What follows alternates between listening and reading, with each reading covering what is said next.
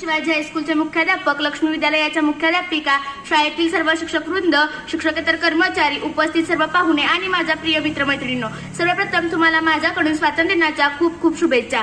आपण आज या ठिकाणी भारताचा 78वा स्वातंत्र्य दिन साजरा करण्यासाठी एकत्र जमलो आहोत। यंदा विकसित भारत या थीमवर आपला देश स्वातंत्र्य दिन साजरा करत आहे।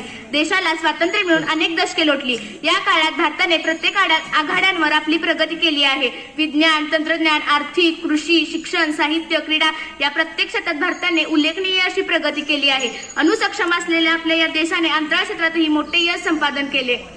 भारताने विकासाच्या क्षेत्रात मोठी मजल मारली आहे।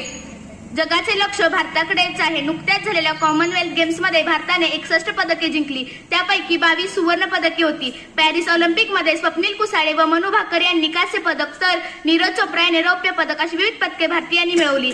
पण आपण अनेक क्षेत्रात प्रगती करून सुद्धा अजूनही काही समस्या